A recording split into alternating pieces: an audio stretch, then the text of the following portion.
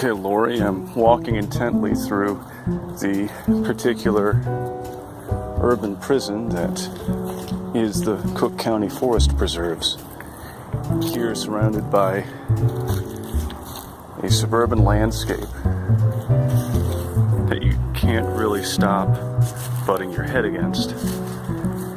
Planes fly overhead periodically.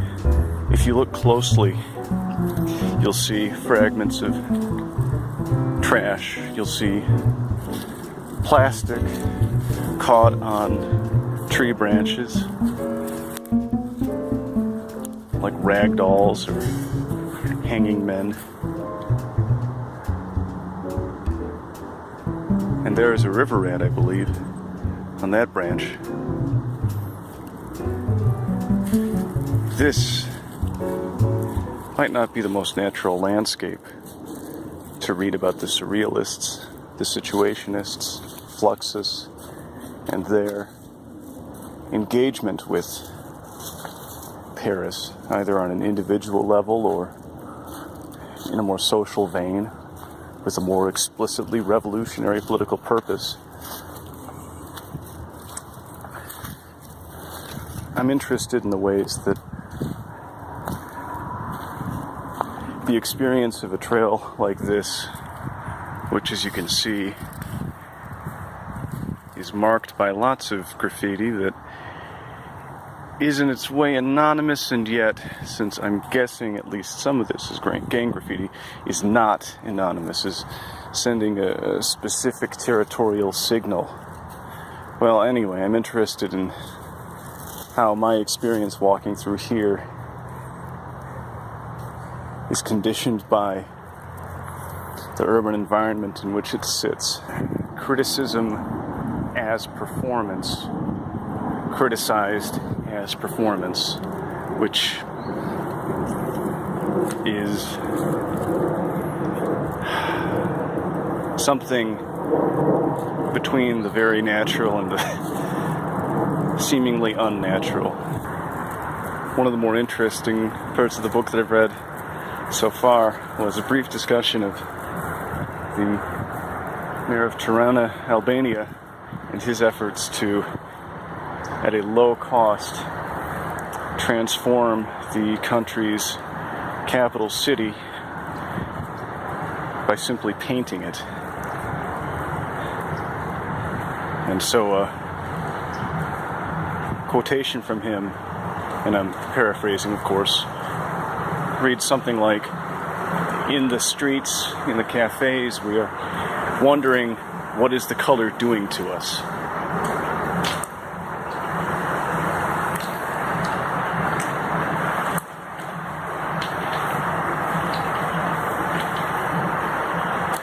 What does the color here do?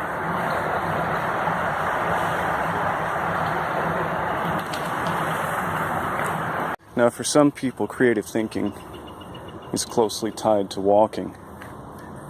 And I think I'm that sort of person. And I wonder to what extent the entire series of projects that Waxman shepherds us through reflect the underlying link between walking, between locomotion on one's own 2 feet.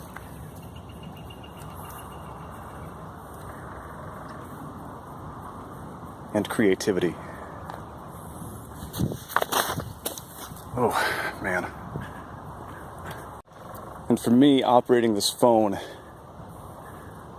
what's striking is the extent to which the push notifications that I have not turned off end up derailing my capacity for creative thinking in a situation like this, while also providing a specific kind of fodder. I wonder what the Situationists would have thought if they had lived and created in the age of push notifications, in the age of work and leisure alike imposing themselves through cheerful little chirps.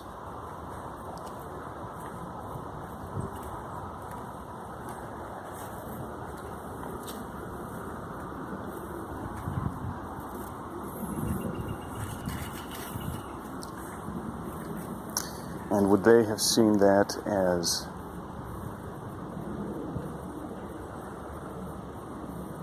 another imposition? Or would they have seen it as something that could be repurposed? Or not even repurposed, that in some sense was unintentionally designed.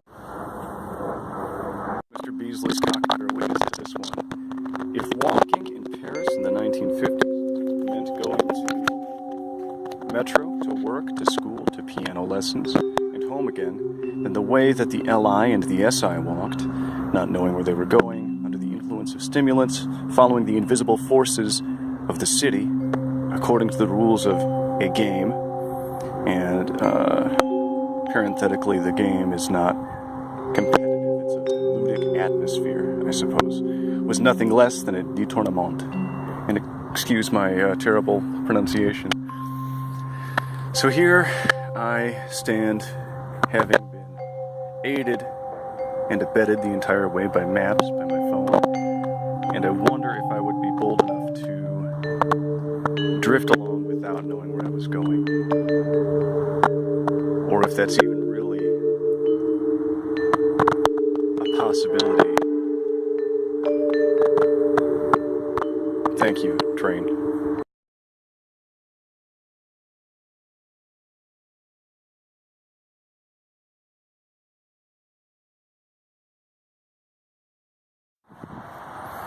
The sort of pizza place where if you ask for directions, everybody in the restaurant is liable to throw in their advice. And it looks like the heart of Italy, except straight west. You know, that's Cermak Road you can hear in the distance. And so if I headed straight east from here, I'd basically end up in the old heart of Italy neighborhood.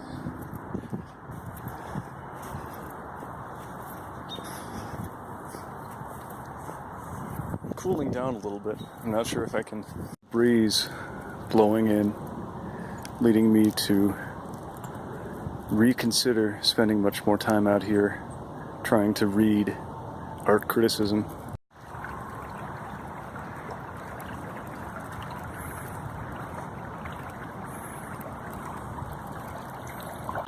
You can hear insects,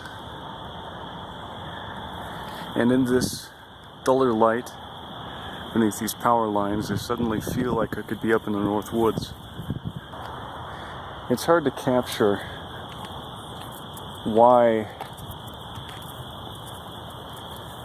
that sort of early evening decrease in temperature from, say, 65 in the sun that felt like 68 or 70 down to 60 that feels more like 57 or 58.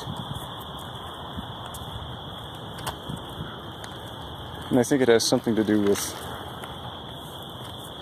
the way it reminds us of how short this time in the sun really is. And I hate to make everything about death, but, well, my creative writing teacher in college pointed out that just about every story is concerned with death at some level.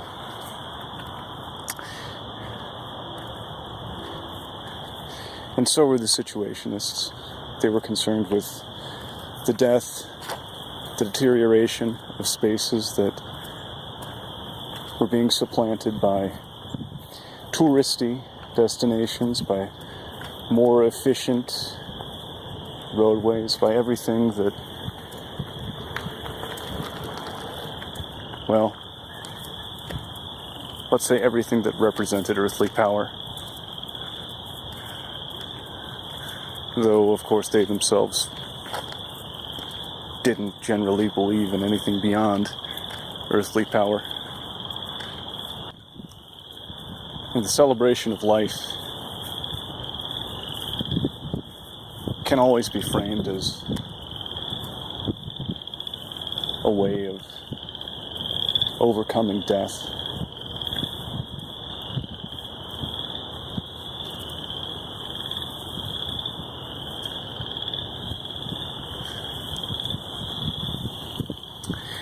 When you're in a city like the ones that Constant imagined, that is made up of a never-ending labyrinth, one that constantly shifts, one without a fixed center or end point, no minotaur you have to confront, then, well, in a way you're resisting the weight of your own mortality. And the process of modernization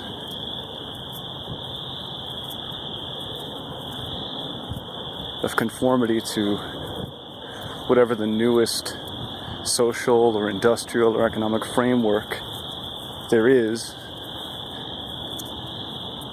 bears with it an actuarial sense. And so by celebrating or trying to reanimate the dead or dying, which is kind of, well, not totally, but kind of like a new generation of life growing out of an actual corpse or other dead organic matter, well then, that's in its own way a revolutionary gesture in the most ultimate sense for anyone, but especially for any thoroughgoing materialist whose ideology presupposes that the end of life for them is really the end of everything for them, if not for their society. The forest of signs. So unfortunately, well, as you can see, I'm carrying my book in here, along with some provisions and some water. As I wander through LaGrange Park, Illinois, I tried to cross that railroad, but there was no easy way to do it. It would have involved hopping a fence, and I don't think I want to have that documented in any way.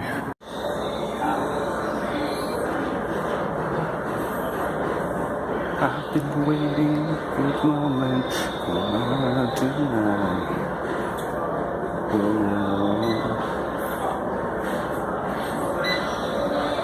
Whatever warmth I gained as a result of going to the YMCA and exercising for a few minutes that I, just serendipitously happened upon, well, I've lost that advantage. But you know what, I can make good progress here. And I'm already done with part 2, and I've moved on to Keep Walking Intently, part 3, which actually does focus on fluxus.